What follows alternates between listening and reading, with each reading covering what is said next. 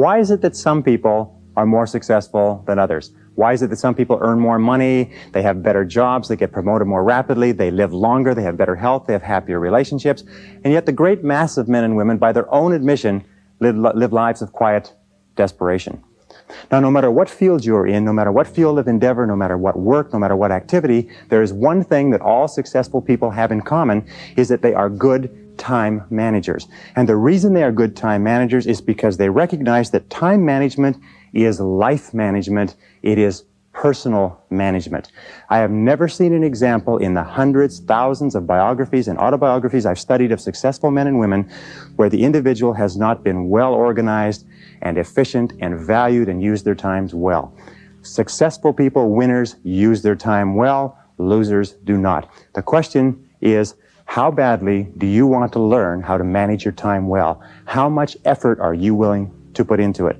Because the key to time management is self-discipline. Probably the best way to put it is this, is time management is self-discipline in action, and self-discipline is the key to success. So let's get started right now with these 21 key ideas.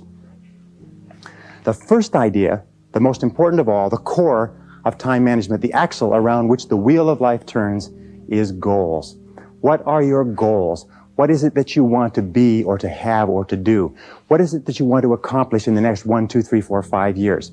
The top 3% in every field have goals.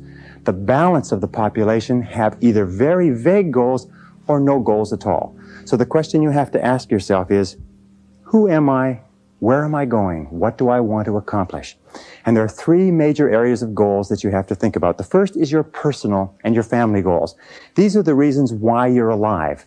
What do you want to accomplish for yourself and for your family? Write them down. Define them clearly. The second set of goals that you have to ask is your business, your career, your financial, your material goals. What is it that you want to accomplish in the external world? Where do you want to make your contribution?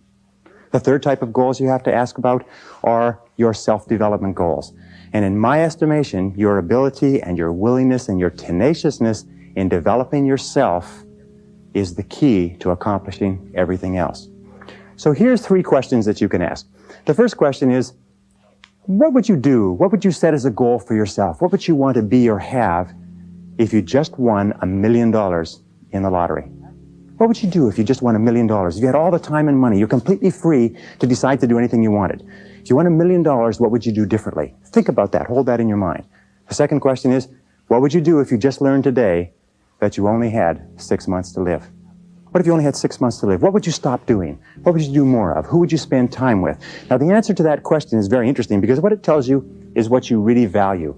What is really important to you? And what we have found is that self-esteem, satisfaction, happiness in life comes from getting your goals and your activities congruent with your values, with your priorities, with what you consider to be really important.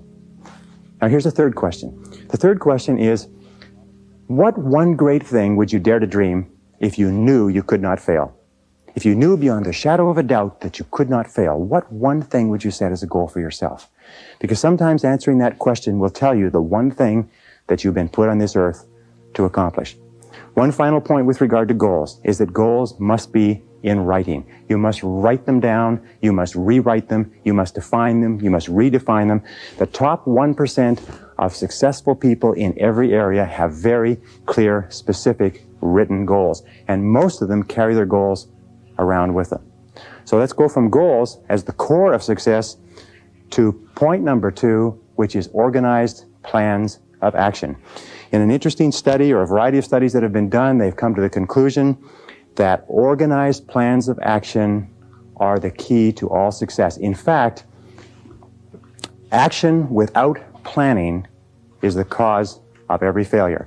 Action without planning is the cause of underachievement. Action without planning is the cause of frustration, time wastage, anxiety, stress, and lack of success in life. So organized plans of action are critical. Now, what is an organized plan of action? An organized plan of action is where you take your goal, you take your objective, and you write out every single step that you're going to have to follow in order to accomplish that objective. You write it out and you list all those plans of action, all of those different activities, and you organize them together into a plan that you can then implement on a day-to-day basis. You decide which has to be done first and which has to be done last, which is more important, which is less important. In fact, the ability to set goals and to create plans for their accomplishment is the master skill of success. If all you learned in life, all you learned in school was the ability to be a continuous goal setter and a continuous planner, day and night, planning, organizing, planning, writing, thinking about what you're trying to accomplish, you'll accomplish more in a year or 2 years than most people accomplish in 10 years or an entire lifetime. It has nothing whatever to do, by the way, with your intelligence. It hasn't anything to do with your education. You know, half of the best educated people in the country are working for people who didn't finish high school or didn't finish college. I wrote an article for a major publication not long ago which said that if you do not have clear goals for your life, you are condemned forever to work for those who do. You see, in life it's very simple. Either you are working toward the accomplishment of your goals or you're working toward the accomplishment of other people's goals. Very important. Now, the third point in excellent time management is analysis. Make a list. In fact, it's been discovered that if you make a list before you begin any task or job, you will immediately improve your productivity by 25%. How do you make a list? Well, you make your list for the week, the Sunday or the Saturday before, and you make your list for each day the evening before. And you always work from a list. Now, why do you make it the evening before? The primary reason is if you make a list the evening before, the subconscious goes to work on your list while you're asleep. And during the night, the subconscious will solve problems and bring insights to you. You'll wake up in the morning with insights, ideas, intuitions, answers that will make your day more productive. Now, the second reason that you use a list is because if you don't have a list, it's like driving down the street in a car with no steering wheel. You just drift, and every bump, every interruption, everything that happens sets you off in a different direction. A list gives you a track to run on for the entire day. Another reason that you use a list is because with a list, you can analyze where you are. You can tell what is more important and what is less important. You can tell what is irrelevant, what can be delegated, what can be delayed, what can be put off. The most important reason for using a list, though, however, is this, is that when you use a list and you work down the list and you check things off, each time you check something off on a list, it gives you a feeling of accomplishment. It's been well said that happiness is the progressive realization of a worthy ideal. That happiness is the step-by-step accomplishment of the tasks necessary to accomplish a worthy ideal. And a successful life is based on a series of successful days. And a series of successful days is based on working on a list, one step at a time. Okay, now the fourth principle for effective time management is to set priorities. It's interesting, there are many people who have goals, vague or clear. There are many people who do make plans, but the biggest single problem in human life is setting priorities, determining what is relevant and what is irrelevant. And in setting priorities, an Italian economist named Vilfredo Pareto in 1895 came up with a principle which is called the Pareto Principle. We call it the 80-20 rule. It says that 80% of the value of what you do will be contained in 20% of the things that you do. What does this mean? It means that if you make a list of 10 things that you have to do today, you will find that 2 of those things are worth all of the others put together. Now, the difference between highly effective people, as Vilfredo Pareto said, was that highly effective people work on the vital few versus the trivial many. The difference between the two is that ineffective people work on the trivial many. They work on things that are fun. They work on things that are easy. They work on little tasks, fun tasks, irrelevant tasks, but they keep putting off and delaying working on their major tasks. So the key to success is always be asking this question: what is the most valuable use of my time right now? What is the most valuable use of your time right now? I'm convinced that if all you did was organize your life and only work on the most valuable use of your time, that alone would be enough to make you an effective, efficient person. That alone would be enough to increase your productivity, your performance, your profitability, your rewards by 10, 20, 30, 40, even 50%. So always before you begin, ask yourself, is this the most important thing I could be doing? Is this my top priority task? Does this give me the highest payoff? Is this the most valuable use of my time? Now, here is one simple test with regard to value. Ask yourself, in approaching any task, is what impact will the accomplishment of this task have on my future? The futurity of decisions is the key to measuring the value. Most people spend as much as 80% of their time dealing with the problems and difficulties of the past, and only 20% dealing with the opportunities of the future. But successful people are always saying, what impact will this have on the future? Important tasks will always have an impact on the future. Unimportant tasks will only have an impact on the present and maybe even the past. So I say, what is the most valuable use of my time right now, and what impact will this have on tomorrow, the next day, and the future? It's one of the key ways to keep on track with regard to priorities. The fifth key idea in time management, which I am a fanatic on, is concentration. Concentration. Concentration. Many people come to me in my seminars and they say, well, I never learned how to concentrate. I can't concentrate. How do I learn to concentrate? Learning how to concentrate is absolutely essential to success. As a matter of fact, it is impossible for you to accomplish anything worthwhile in life without the ability to concentrate single-mindedly on one thing at a time and stay with it until it's complete. In fact, time and motion studies have shown that if you start a task and you put it down, and you come back to it and pick it up, and start it and put it down, and come back to it and pick it up, that it will take you as much as 500% of the necessary time to do a task than if you picked it up and carried it through. Alec McKenzie, great time management expert, Alec McKenzie calls this single handling. Once you have made a list of what you have to do, organized your goals, determined the highest and most valuable priority, then pick the most important thing and begin working on it and stay with it until it's finished. Now people say, well, if I stay with this task until it's finished, I won't get anything else done. That doesn't matter. If it's the most valuable thing that you have to do, it's the most important thing that you could be working on. Now it's a wonderful thing. When you concentrate and work intensely on an important task, it gives you a feeling of energy and enthusiasm. When you complete an important task, your self-esteem goes up. You feel like a winner. You feel great about yourself. But if you work away on low priority tasks, even if you complete them and do them well, you don't get any bang for the buck.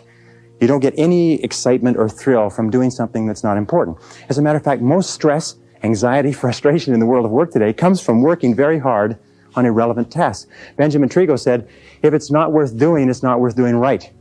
And I think it was Drucker who said, the very worst thing in the world is to do very well what need not be done at all.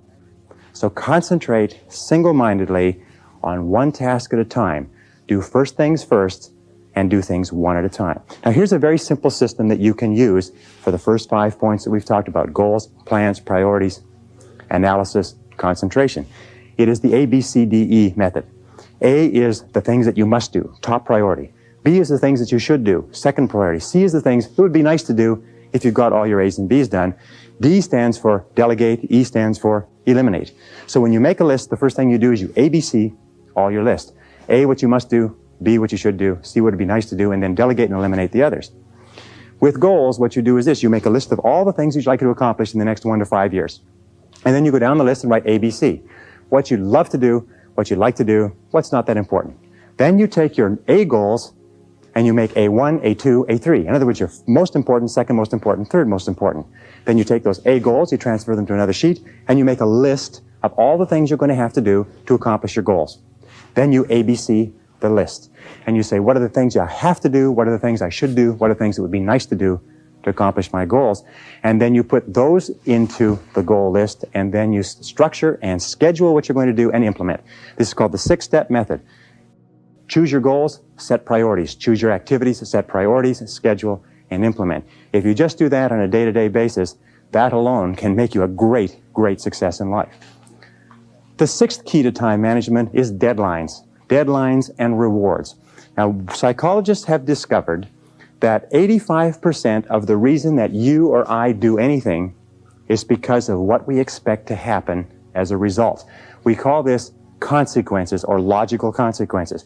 15% is because of what we've been told, but 85% is the consequences that we expect.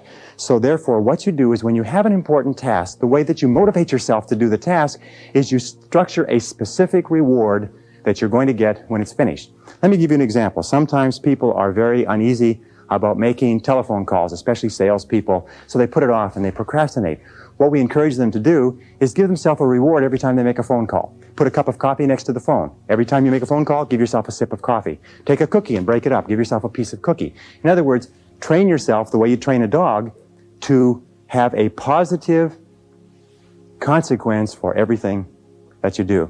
So set deadlines. How do you set deadlines? First of all, when you set the goal, when you specify the task, set the deadline when it's going to be accomplished. Always set the deadline with lots of room to spare, and always try to finish before the deadline. Tell other people that you're going to finish by this deadline. Promise others that you'll have your work done. It's a powerful way to act as what is called a forcing system. A forcing system is something that motivates you to stay at it. Because if you don't set a deadline and give yourself a forcing system, you fall into the trap of what is called Parkinson's law. Now, Parkinson's law says that work expands to fill the time allotted for it. That if you have 2 hours of work to do and 8 hours of time, you will stretch that work over 8 hours. Parkinson's law also says that work contracts to fill the time allotted for it. If you have 8 hours of work to do, and because of an emergency you have to have it done in 2 hours, you will get it done in 2 hours. Highly effective people are always setting tight, stringent, disciplined deadlines on themselves so they get more work done in a short period of time rather than less work done in a long period of time. Does this make sense? Very, very important. The next principle, number 7, is what is called the time log, which is writing down and keeping track of where your time is going. All effective people know where their time goes. Now let me tell you an interesting principle with regard to time management. It is this, is the more important you are, the more successful you are, the more you tend to measure out your time in minutes. The less successful you are, the more you tend to measure out your time in hours, days, and weeks. The average person thinks of terms of morning or afternoon. The above average person thinks of hours. The successful person thinks of half hours. The very successful person thinks in terms of minutes. They allocate their time carefully. Now the only way that you can do that is what? Is you've got to keep track of what you're spending your time on. 60, 70, 80% of people are not aware of how they spend their time. They think they spend a lot of time in meetings. It turns out they spend a lot of time socializing. They think they spend a lot of time working on reports. It turns out they spend a lot of time on the telephone. They think they spend a lot of time doing important jobs. It turns out they spend a lot of time wasting time. So keep a time log, or just keep a sheet, and whenever you have a chance to look at your watch, write down what you're doing at the time. Or have somebody else watch what you're doing and feed back to you how you're spending your time. And then you have to ask, is how I'm spending my time consistent with my major goals, my top priorities, my high payoff tasks? And you'll find that it's not. And you'll also find that you feel frustrated and you feel stressed if you are not working your time on the things that you're supposed to do. So keep measuring your time, logging your time, analyzing your time. How am I spending my time? Am I spending my time on the things that are important to me? Am I spending my time on the things that give me a big payoff? And if you're not, keep adjusting and modifying your schedule. A very interesting point with regard to the time log is that self-discipline is critical. You've got to discipline yourself, and you've got to measure and analyze your time every single day, or you slip off it again. The next principle is the principle of procrastination. Overcoming procrastination is absolutely critical, but there's two kinds of procrastination. There's positive procrastination and negative procrastination. Positive procrastination is when you procrastinate on doing low priority tasks. It is when you procrastinate on doing things that do not contribute very much to your major goals. Negative procrastination is when you procrastinate on what is called your most important tasks. Now, there's an interesting point, is that their tasks are either urgent, which means they have to be done now, or they are important, which means they don't have to be done now, but they have a very high impact on your future. We have a natural tendency to always do what is urgent rather than what is important. Important tasks are seldom urgent, and urgent tasks are seldom important. So you overcome procrastination with a very, very simple method. It was developed by W. Clement Stone when he was a young man. He built a fortune of $500 million, and this is one of the central principles of his life. It's simply this. Every morning when you get up, say over and over to yourself, do it now, do it now, do it now, I do it now, do it now. Whenever you have this tendency to procrastinate, program your subconscious mind with this automatic conditioned command, do it now, do it now, do it now. The key to overcoming procrastination is to develop a sense of urgency. Be the kind of person who gets things done quickly. Be the kind of person who launches fast on a task. One of the ways to launch fast on a task is to take the task and break it up, what is called salami slicing it. Slice a piece of salami. You don't try to eat a whole loaf of salami, you just eat it one slice at a time. Take your task and break it up into small pieces and do one piece at a time. Say over and over to yourself, do it now, do it now, do it now. Do you know that less than 2% of the population have a sense of urgency, and that there's not an example of a successful person anywhere who does not have a sense of urgency. That if you just develop a sense of urgency, when somebody gives you a task, that you get on it and do it fast, that alone will move you into the top ranks in a very short period of time. In a study done amongst 104 chief executive officers 2 years ago, they asked what would be the qualities that would put a person on the fast track in their career. You know the conclusion they came back to with? 2 qualities. Number 1, the ability to set priorities, to choose what was relevant over what was irrelevant. And number 2 was the ability to get the job done fast. If all you did was this, set priorities and get the job done fast, that alone would cause you to stand out from 80 to 90% of the people that you work with. Number 9, delegate. Delegate everything that you possibly can. Now, what does delegation mean? Delegation is very simple. What it means is this, is that whatever your hourly rate is, let us say your goal is to earn $50,000 a year. If you work 8 hours a day, that's $25 an hour. You got that? So you're a $25 an hour person. Now, the only way you can make $25 an hour is if you do $25 or more work.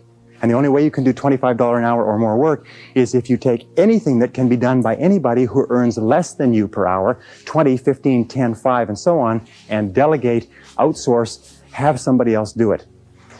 The most valuable resource in the world today is productive time. And do not waste your productive time dropping off laundry, getting your car washed, mowing your lawn, cleaning your house. Do not waste your productive time doing things that you can hire people to do for $5 or $10 an hour. Use your productive time on tasks that are more expensive, of higher value. Delegate everything that you possibly can. In fact, its general conclusion is this, is that if you cannot delegate, if you cannot get other people to do things of lower priority for you, you cannot grow, you cannot develop, you cannot be successful. You may be successful running a shoe shine stand, but that's about the limit of it. Delegation requires one key word, clarity. Clarity. The reason people don't delegate is because they've delegated and other people have dropped the ball. But the major reason why people don't fulfill the task that you've given to them is because of lack of clarity. So when you delegate, here are the keys. First of all, think through what you want done. Write it down. Second of all, pick the right person to do it. Don't give a major task to an incapable person. Third of all, make it crystal clear what you want done and when you want it done. And fourth of all, check, review, inspect, keep on top of it to make sure it is done on time. Never assume that anything will be done on time. I read something years ago, a great sign. It said that assumption lies at the root of all foul-ups. Never assume that anybody or anything will be done on time unless you check on it yourself. Okay, the next principle, number 10, is meetings. Meetings are an absolutely essential part of human life. We spend 75% of our time outside of our home and inside our home communicating with other people. It's absolutely essential that we meet. Meetings are very, very productive uses of time, but 50 to 70% of meeting time is wasted. I read a statistic recently that says that the average person spends 3 to 5 years of their life in meetings. The average business person spends 25% of their day in meetings and is wasting more than half of that time. So here are some of the keys to using meetings as an effective business tool. Number 1 is have a purpose for a meeting. Make sure that it's crystal clear at the beginning what the purpose of the meeting is. If you are the person organizing the meeting, when you start the meeting, you say the purpose of this meeting is. And if you are not, when you sit down, you ask the person who is chairing the meeting, what is the purpose of this meeting? You look upon a meeting as an investment. Take the time, the dollar value of the time of each of the people at the table, and look upon it as an investment of that many dollars in time. Best way to save time in meetings is what? Is don't go at all. If you can possibly avoid a meeting, don't go to it. If there's no need for you to be there, get the report on what happened later. Second thing we do when you do go to meetings is make sure that there's an agenda. An agenda is like a list. It's a track to run on. If the chairperson doesn't have a list, offer to put together a list or an agenda for them. Even if you just write it out and photocopy it, it's better than no list at all. Deal with the most important items first. When you have finished your contribution, ask if you can be excused. And start and stop the meeting on time. Now, what's the biggest time waster in meetings? In my estimation, it's 2 things. The meeting goes off track and the conversation becomes irrelevant. Or second of all, people wait until the latecomer shows up. So here's the basic rule with meetings, is always assume that the latecomer is not coming at all and start the meetings punctually. Start and stop the meetings at the specified time. Say the meeting will start at 8, end at 9, and at 9 o'clock, wrap up the meeting. Fair? Okay, that's how you handle meetings, and there's a lot more to it than that, but your skill, your ability to work well in meetings is a critical part of good time management. Number 11 is interruptions. The biggest single time wasters in the world of work within the office are interruptions, and the two major types of interruptions are telephone and walk-in visitors. People that just drop in to socialize and to talk to you. So how do you deal with these interruptions? Let's talk about the telephone first. The way that you deal with telephone interruptions is to remember this. When you were a child, the telephone was where you got phone calls from your boyfriend or your girlfriend. Today, we still are conditioned to have an irresistible urge to answer the phone. As a matter of fact, it's been demonstrated that you can get through to people on the phone that you could never get to physically, because people cannot resist answering a ringing phone. You have to discipline yourself to remember that if it's important enough, they'll phone back. So here's some of the things you do with telephone calls. First of all, have your calls held. Tell somebody you're going to be in a meeting, you're going to be working, and have all your calls held for 2 or 3 hours, and then phone back all at once. Second of all, with regard to interruptions, if you don't have somebody to hold your calls, do what I do when I work at home. I unplug the telephone. People say, well, what if it's important? If it's important, they'll call you back. Another thing that you can do if you can't stand unplugging the telephone is put on an answering machine and have the calls captured with an answering machine and then call them back at your own leisure. But don't be a slave to the telephone. The next principle with regard to interruptions is people. Most people are time wasters. That's the basic rule. Most people are time wasters. They waste your time, they waste their own time, they waste other people's time, and you have to be alert to it. So when a person comes in and they want to talk, they drop in without notice. The very fastest way to get rid of a person is to stand up when they walk in. If you stand up and stay standing up, they won't sit down. And you can lead them out by saying, there's one more thing before you go. And then just say it and lead them to the door. If necessary, and I've had to do this on occasion, a talkative person comes into my office, I get up and I start toward the door and I say, I was just leaving, and I leave. And the person follows me out and goes on somewhere to bother somebody else, and then I go back into my office. If people call and say, have you got a minute? Say, no, not right now. Could it wait till this afternoon? You know what they'll say? They'll say, sure. And 90% of cases, they'll forget why they came in the first place. So control interruptions. The interruptions and the ringing telephone are two major sources of stress in the world of work. Now, another key management principle, and in management, in time management, in personal management, this is essential. It's what is called key result areas. In other words, it is the key results that you have been hired to accomplish for your business. Even if you own your own business, you are still subject to key result areas. And the way that you find out your key result areas is you ask yourself this question over and over again. Why am I on the payroll? Why are you on the payroll? What have you been hired to accomplish? Not your tasks and activities, but what results are expected of you? You ask yourself this question. The accomplishment of what results is going to lead to my promotion?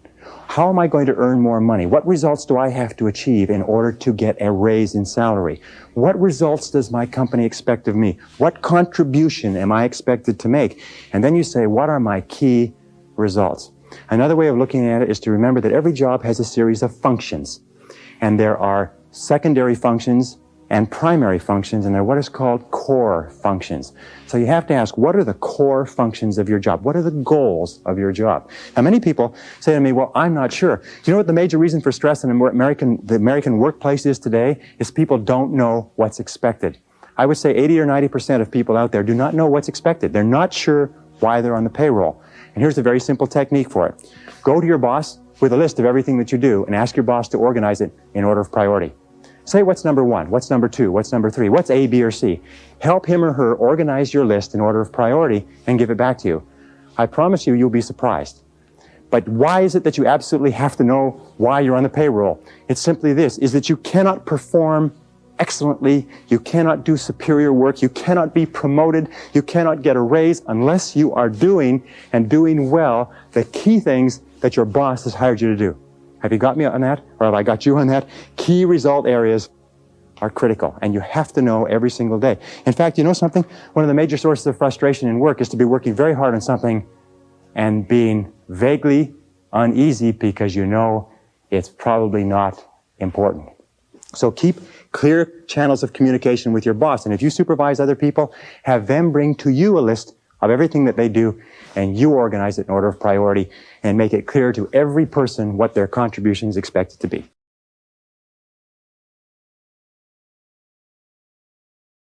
The next one, number 13, is batching tasks. It's interesting that there is what is called in the world of work a learning curve. A learning curve says this. It says when you do a job the first time, it takes you the most amount of time to do it because you're learning how. The second time it takes less. The third time it takes less. The fourth time it takes less.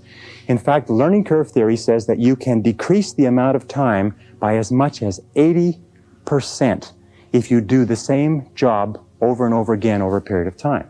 So batching your tasks is a major time management tool. What does it mean? It means that if you're going to make phone calls, make all your phone calls at once. Have your calls held, make them all at once. If you're going to do invoices, do all the invoices at once. If you're going to do correspondence, do all the correspondence at once. If you're going to read and catch up, read everything at once. It's been found that if you do this on a regular basis, you'll get so much more done by doing it and concentrating on batches of tasks than if you did not. So batch your task whenever you possibly can. Imagine what most people do is they do a little bit of telephone call, a little bit of correspondence, a little bit of this, a little bit of that, and they have no learning curve at all. Each one takes the maximum amount of time. So batch your tasks. Put groups of tasks together at once and do them at once. Okay, the next principle is neatness. It's an interesting thing because you run into people all the time. I run into people in my office who say, it's okay if my desk is messy, I know where everything is. Now you have to understand one thing, is intelligent people, people with good memories, can very often remember where everything is. But it just means that they are using their intelligence to combat the inefficiency of neatness.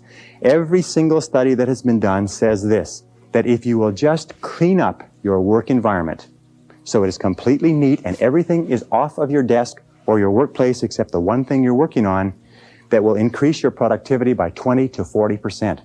People have a difficult time understanding this, but I have tested it. I've worked with a messy desk, I've worked with a clean desk, and I tell you, I promise you, you will be astonished at the difference it makes. Now, how do you clean it up? Well, it's very simple. There's a very simple way of cleaning off a desk. It's called the TRAF system.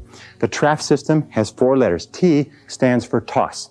Remember that in time management, your wastebasket is your best friend. So toss it out, throw it away. R stands for refer, which means it's not relevant to you, so you refer it to somebody else. A stands for action.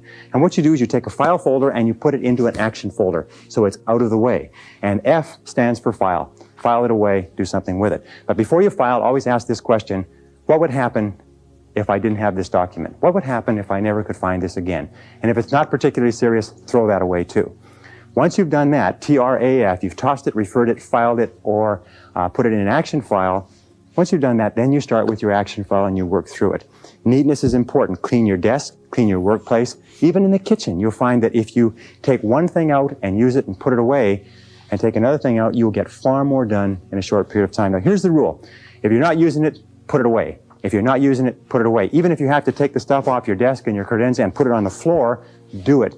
Your briefcase is your workplace if you are on the road, if you're a salesperson, if you're moving around. Make sure your briefcase is neat and orderly and has everything that you need and nothing more than you need. Neatness is critical to productivity. Here's the final point. In a study that was done recently, 98% of senior executives said they would not promote a messy person, that they would not give a messy person greater responsibilities, that if you are messy, no matter how much you kid yourself, everybody around you concludes that you are inefficient, undependable, unreliable, and incompetent, and even if you do the job well, they think it's just an accident. So be neat. Stand back from your desk and look at it and say, what kind of a person would work at a desk like this? Stand back and look at your car. Say, what kind of a person drives a car like this? Look at your workplace, your briefcase. Look at your home and say, what kind of a person lives here or works here? And you'll find that what will come to you is messy, inefficient, incompetent, disorganized, and so on. Neatness is critical to time management. Number 15 is what is called getting chunks of time.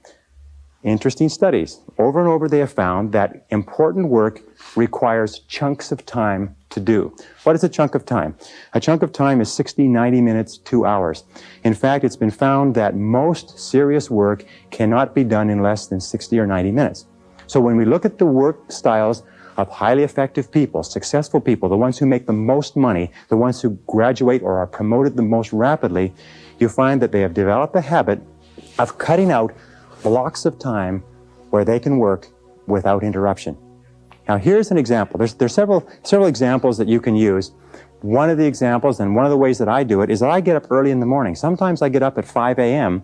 and I'll work for 2 or 3 solid hours.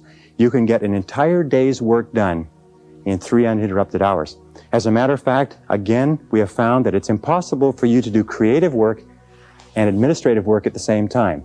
If you have creative work to do, reports to do, proposals, anything that requires a sustained period of time to put together, you cannot do it at the desk when the telephone is ringing and people are coming in. You cannot do administrative and creative work together. You have to break them apart. In the office, you do administrative work and you cut away chunks of time for the important stuff that affects your future. One of the things that I do is I come into the office an hour early. I can clear off in 1 hour, I can do half a day's work. Another thing that you can do is stay at the office at lunchtime. Work at your desk. At lunchtime sometimes is the very best time to work. And by the way, if you work from 12 to 1 and then go out for lunch, you'll find that you can get in anywhere, that you don't have any wait, that you can get in and out and back to work quickly. A third is stay late. Sometimes just working from 5 to 7, you'll do an entire day's worth of work. By the way, with regard to travel, I travel a lot and more people travel by air. 1 uninterrupted hour on an aircraft, if you're properly organized with all of your work in your briefcase, is worth 3 hours in your office. So if you're going to travel, be sure that you take the work necessary so that you can work, if you like a workhorse once you get on that plane. I always try to sit next to a window. If you sit next to a window, you can bury yourself in your work. You have no interference. People are not walking over you, but you can get an enormous amount of work done on a plane. As a matter of fact, much of this course that we're talking about today was done on airplanes. Number 16 is to use what we call transition time. Remember this, is that you will always be paid in life for the value of your contribution. And if you want to earn more, you must learn more. And the most successful people are those who are continually taking in new information, continually learning more, continually taking every opportunity to keep current with their profession and to advance their knowledge. In fact, the knowledge in every single field today is doubling every 5 to 7 years, which means that whatever you're doing, in order to stay even, your knowledge has to double every 5 to 7 years. Now, it's simple to do this. The basic rule is this.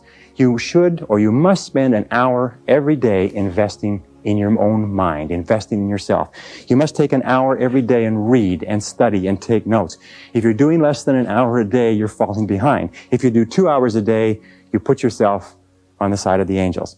Now, here's some of the ways that you can get this extra learning time, this extra working time, this extra personal growth time. First and most important of all is driving or traveling to and from work. If you drive, the average driver today drives 12 to 25,000 miles a year. That's the equivalent of 500 to 1,000 hours a year. And of course, if you're on the Los Angeles freeways, it's about 1,500 hours to 2,000.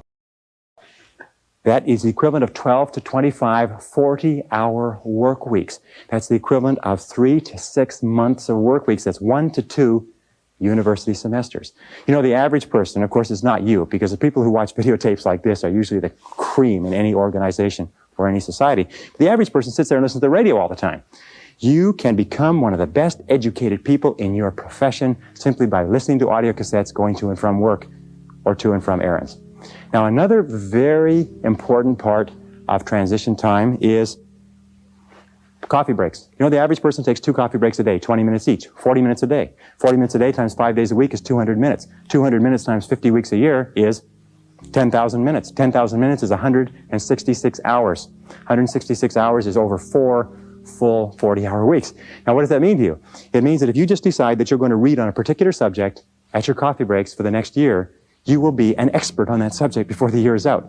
Just when you sit down with coffee, make sure that you have something to read, whether it's time management or goal setting or personal communications or your profession. If you wanted to be an outstanding salesperson, if you just read on your coffee breaks 20 minutes in the morning, 20 minutes in the afternoon and applied what you learned, you could double your income in less than a year.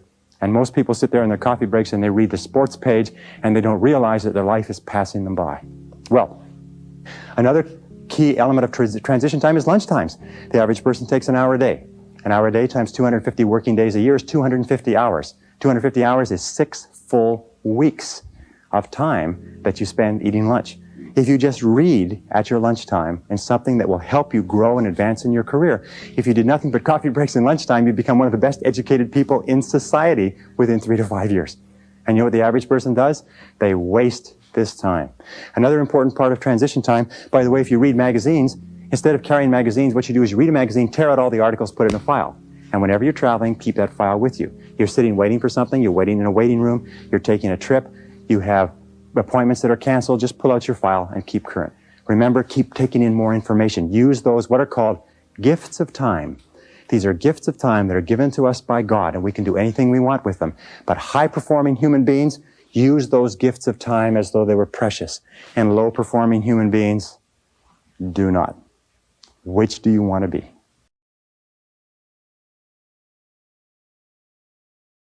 Okay, the next is what we call telephone. You know, the telephone is interesting. Telephone is an essential part of our lives, but as we said a little bit earlier, we are conditioned from our teenage years to look upon the telephone as a social tool. It's something that we look forward to getting onto because we associate it with romance and fun and communications with people that are important to us. As adults, however, we have to change our thinking 180 degrees. We have to realize that the telephone is a business tool. The telephone is a business tool. It's like a computer, it's like a typewriter, it's like a photocopier. It may have other uses, but it's a business tool. So here's the rule with using the telephone. Get on and get off fast. See how fast you can get on and off the phone. Control your telephone calls, as we said before. Let other people, let your telephone calls get batched so that you can call them back and you control the calls. Call back at their lunchtimes. Call back at the end of the day. Call back so you control the time. Now, when somebody calls you and you take the call, here's the key question. Always ask, what can I do for you? They'll always have a tendency to say, hi, how you doing? How's things going? How's the weather out there? You say, fine, what can I do for you? And get straight to the point of the phone call. Another thing that you can say is, how can I help you? And make it very, very clear that this is a business call. If you're going to be making phone calls, look upon a phone call as a meeting by wire. And what you do is you make an agenda for the meeting. What many people do, if you talk to people all the time, keep a file on that person. And when you think of calling that person, take out the file and work on your agenda. Go down the agenda. When you completed the agenda, you say, thank you very much. I'll let you go now. I know you're busy. And hang up the phone. What do you do with talkative people? Talkative people, you say, excuse me, I've got another call coming. I've got to run. If that doesn't work, you say, my boss is calling me. If that doesn't work, hang up the phone in the middle of the conversation as though the phone line has been cut off. The person probably won't even pay any attention to it because they're so used to being cut off by other people. Remember this, is that people are time wasters, and the great majority of people have no goals, they have no priorities, they have no plans, they have no concern about becoming successful, and they think that you're the same. They think because their time isn't worth anything, that your time isn't worth anything also. So be very alert to that. By the way, one final point. When you have telephone meetings, keep good notes. I heard a very smart man say that the power is on the side of the person with the best notes. I have lost thousands of dollars because I have agreed to something on the telephone. I have not documented it. The person has come back to me and said, you agreed to something else, and they had it written down in their files, and I couldn't argue. So when you're on the telephone, write. One final point is always have a pen, always have a pencil, always have a pad. Never pick up the telephone without a pen in your hand. The most incredible thing I hear over and over again is when I call people and I try to leave a message, their voice drops and they say, oh, just a minute, I'll go and see if I can find a pencil. And the phone goes clunk and the person goes away and they come back and they say, oh, geez, this pen won't work, just a minute, and the phone goes clunk and they go away again. If a person ever answers the phone without a pen in their hand, you know this person is going nowhere in life. It's as simple as that. My own personal opinion, of course. The next key is punctuality. One of the most important things you can get in terms of reputation is a reputation for being punctual, which means being on time. My friend Joel Weldon says it very well. He says, if you're not early, you're late. That there is only one minute period in any appointment when you're exactly on time. And so if you aren't there early, you're there late. Less than 5% of people in America are punctual.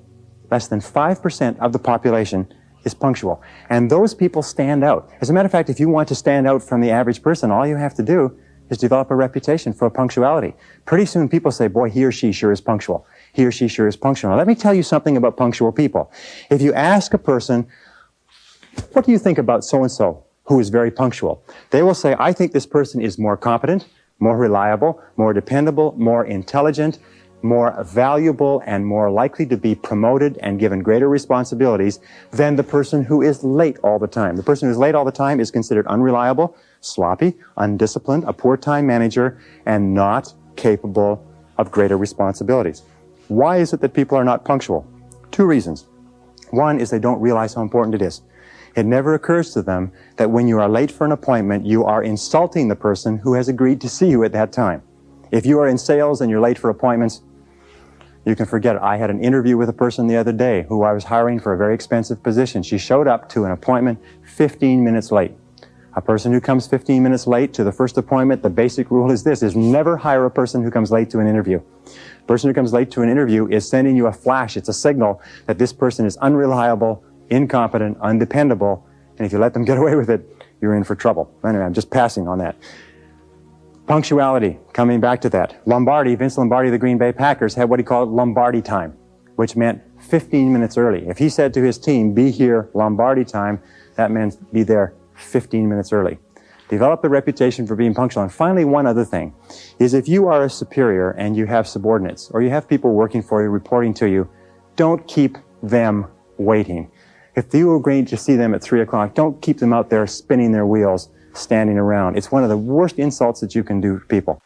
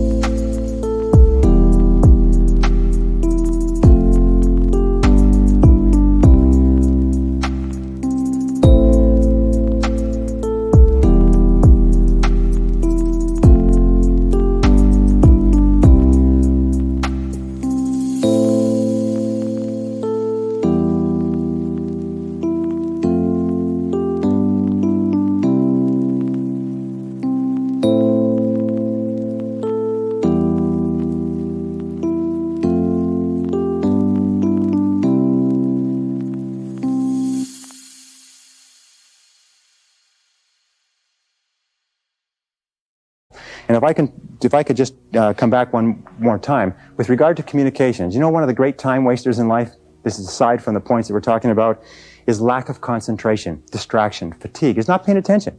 How many times have you had problems, serious problems, because you had a conversation with a person and they agreed to do something, or you agreed to do something, and one or the other of you forgot all about it, didn't remember it, wasn't paying attention, it wasn't done, it cost an enormous amount of money? How often does that happen to you? Paying very close attention is a powerful time management tool. If somebody comes in to see you, cut off all phone calls, close the door, clear your desk, and concentrate single-mindedly on a person. 10 minutes of concentrated conversation will clear up more than 1 hour of interrupted conversation. Pay attention, take notes. Now, number 19 is called work simplification. Do you know that at the turn of the century in the United States, it took 50% of the American population to feed, working on the farms, to feed the other 50% living in the cities? Today, it takes less than 3% of the farm population to feed the other 97% in the cities and half of the world besides. The reason for that is because of mechanization, systematization, simplification of the agricultural process. As a matter of fact, every great advance that has been made since the Industrial Revolution has been toward simplification. Always be looking for ways to do tasks faster, easier, cheaper, quicker, better. Always be looking for ways to do them faster. As a matter of fact, over and over again, individuals have put their careers on the fast track by finding ways to streamline existing processes. Now, here's a couple of other ideas which have been very useful to me in terms of getting more done in a short period of time. Here are the 6, maybe 7 key ideas. If you want to get more done in a given period of time, or if you want to get more done, period, you can do 1, you can work longer. In other words, you can spend more hours working. But that's not a great idea because your productivity starts to drop off and you start to make mistakes, which you have to come back and correct and so on. Number 2 is you can work faster. You can get more done within a short period of time. Number 3 is you can do fewer things, but do more important things, do higher payoff tasks in the same period of time to increase your productivity. Number 4 is you can do things that you are better at.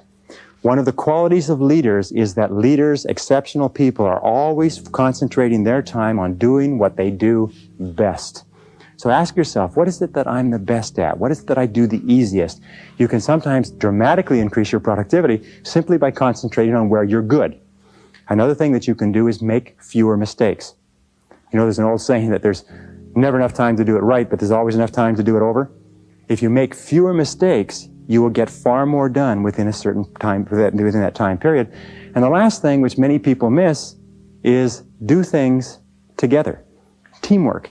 Putting a group of people together to work on a complex project can sometimes get the project done in 2 hours, whereas it would take another individual 8 or 9 or 10 hours. So do things together. Work as teams with other people. Those are the keys. But work simplification means always finding faster, easier, newer, quicker, cheaper, more efficient ways to do what you're doing.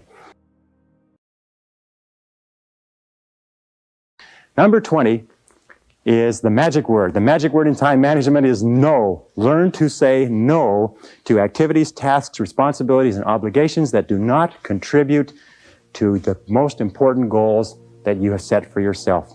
The word no is magic, and the place and the time to use the word no is early and often. It's like the wastebasket. Wastebasket is your best friend when you're sorting the mail. You know, the average person spends 8 months of their life sorting junk mail, reading through junk mail. Absolutely phenomenal, recent study. It's incredible how much of your life is taken up by people who ask you to do things and you do it because of a sense of obligation. Let me tell you, as I said to you before, most people do not value their time, so they don't value yours. Now, how do you deal with a person who you know, who you like, who you respect, who asks you to do something? Very simple. When they ask you to do something or work on a committee or take on a project, ask, especially if you have, and it's not if you're boss, but especially if you have control, is say, let me think about it and get back to you. There's an old saying that delay is the cruelest form of denial. If they press you for a decision, say, I cannot make a decision now, I have to think about it. And after you've thought about it for 24 hours, call them back and say, I've thought about it, I simply don't have the time. But thank you very much for thinking about me, and get on with the rest of your life. You know what Nancy Reagan says? Nancy Reagan says, just say no. Now, in time management, the word no is one of the most powerful of all words. It'll save you hours, weeks, months of working on projects that contribute nothing to your goals. And finally, number 21 is balance. In all of time management, you have to ask this question is, what is the purpose of managing your time well? What is the purpose of getting an extra 2 or 3 hours a day? And the purpose is to enhance and improve the quality of your life. And the most important things in a person's life are their health, their peace of mind, and your relationships. In fact, the quality of your relationships is the true measure of your quality of life. So take time to invest time in your relationships. Spend time with the people who are close to you, your spouse, your loved ones, your parents, your children.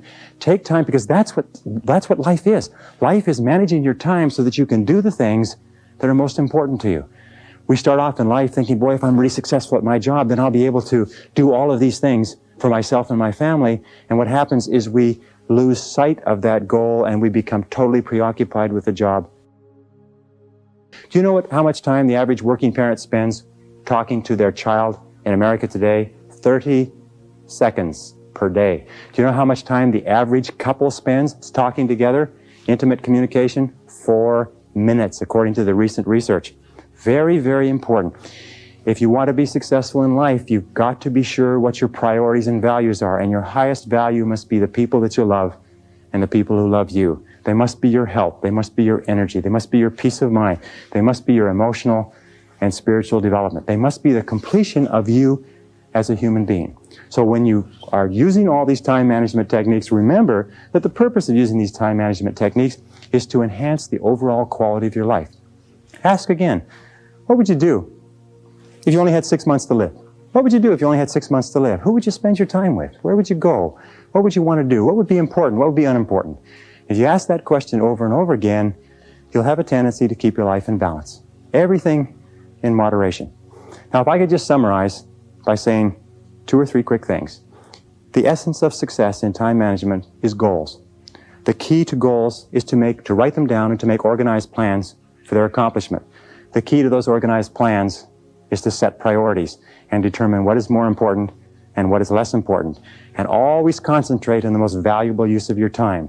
The key to concentrate on the most valuable use of your time is to stay at the task until it's finished. Persevere without distraction or diversion. Keep at it. Hammer, hammer, hammer until your most important tasks are finished. And finally, develop that sense of urgency. Do it fast. Do it now. Fast tempo is essential to success. Fast tempo goes hand in hand with energy, with happiness, with enthusiasm, with self-esteem. So make crystal clear what you want to do, make crystal clear the steps, and start working on those steps and do something every day to move you toward the most important goals of your life. And if you do that, you will be an excellent time manager, an excellent personal manager, an excellent life manager. You will have a great, great life.